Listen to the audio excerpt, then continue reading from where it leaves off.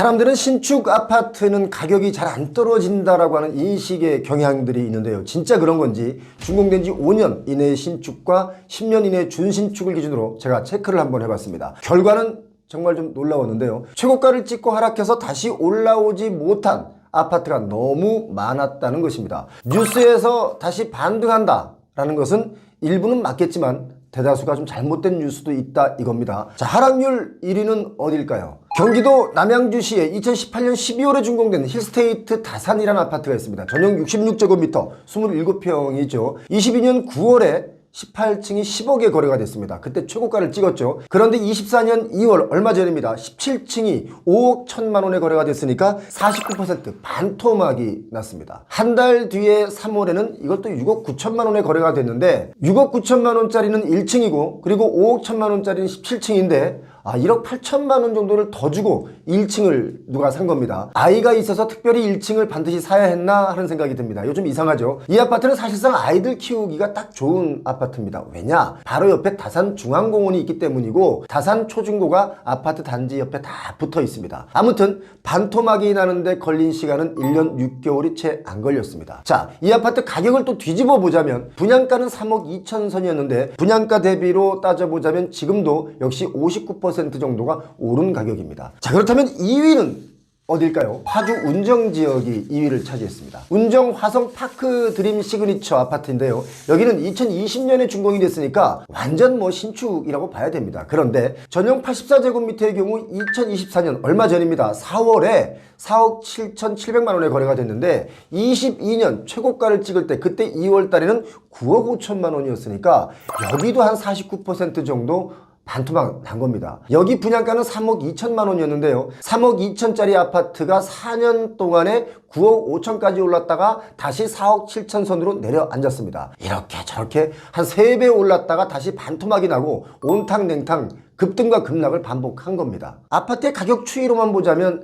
정말 미친 듯이 올랐고 미친 듯이 팔았다 이런 생각이 듭니다. 아파트가 무슨 주식시장의 작전주도 아니고요. 이렇게나 크게 오르고 내릴 수 있다는 것은 코인 시장과 좀 비슷한 것 같습니다. 자, 3위 어딜까요? 백옷동에 있는 시흥 백옷 중앙 S클래스 아파트인데요. 2019년 2월에 준공이 됐으니까 여기도 5년 된 아파트인데 전용 84제곱미터의 경우 24년 4월 얼마 전입니다. 10층이 4억 9천에 거래가 되었는데 21년 최고가 21년 7월에 이루어졌는데 13층이 8억 7,500만 원에 거래가 됐으니까 여기도 최고가 대비 한 46% 정도 하락돼서 거래가 됐습니다. 여기 분양가는 3억 1천만 원 정도였으니까 분양가보다는 역시 한 48% 정도 오른 금액에 머물러 있습니다. 이 아파트는 시야호 바로 옆에 붙어 있기 때문에 뷰가 좋습니다. 지금 말씀드린 아파트들 시흥, 남양주, 파주 이런 곳의 아파트들인데요. 중요한 것은 하락률이 가장 높은 아파트들이 대다수가 이 지역의 아파트들이다. 자, 이걸 뭘 의미하냐? GTX를 홍보하면서 너무 급등했다가 급락했다 이겁니다. 이게 과연 지금 사야 되는 기회일까요? 아니면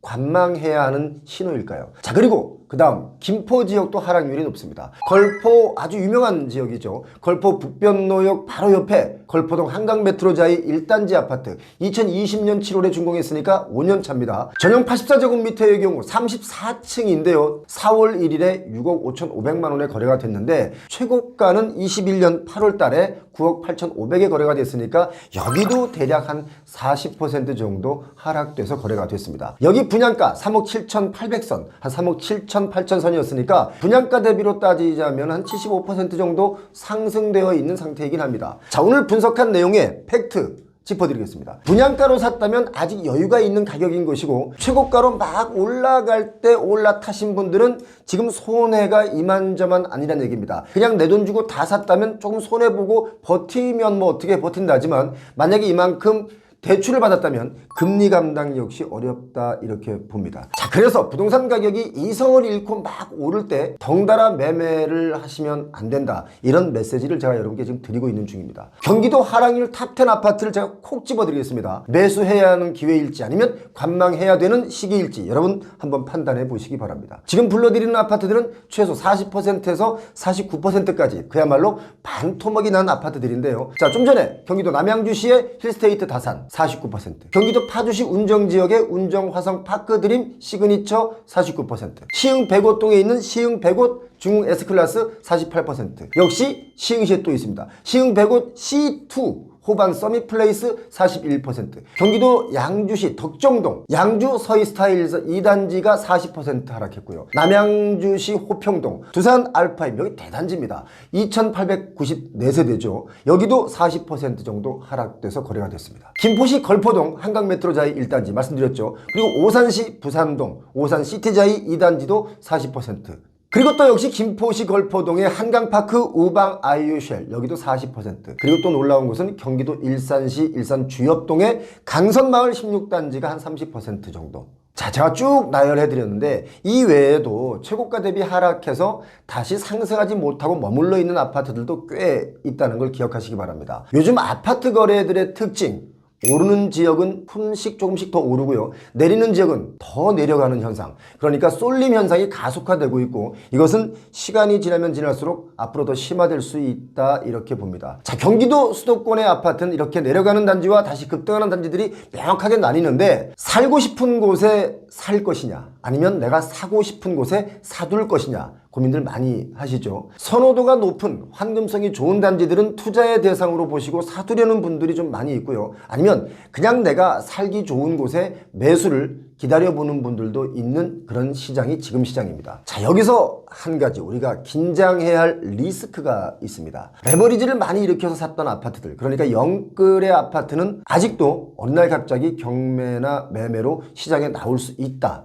그리고 그 매물량이 좀 많아질 수 있다. 이걸 여러분 기억하셔야 됩니다. 아직 중금리에서 벗어나지 못하고 있기 때문에 그렇습니다. 미국 금리가 내려가야 우리도 어떻게든 좀 금리를 내려볼 텐데 지금 미국은 금리를 내리지 않고 오히려 금융시장을 좀 불안케 해서 시장을 흔들면서 자기들 이익을 챙기고 있기 때문에 부동산 리스크 아직 끝난 게 아니라 어쩌면 지금부터가 시작일 수 있습니다. 이건 여러분 꼭 상기하셔야 됩니다. 지금 부동산 PF 리스크가 그동안 말만 많고 한두 군데서 툭툭 터졌죠. 그런데 지금부터 본격적으로 현실화되어 가고 있기 때문에 부동산 업계는 그야말로 긴장해야 될 시기다라고 봅니다. 제가 부동산 개발하시는 분들을 최근에 몇 분 만났는데 그분들 정말 긴장하고 있습니다. 자, 배용호TV를 시청하시고 구독하시는 구독자 여러분, 우리 조합원 여러분들이신데요. 여러분 이 리스크들 잘 관리하셔서 부자 되시기 바랍니다. 배용호TV는 우리 구독자 여러분들을 존경합니다. 고맙습니다.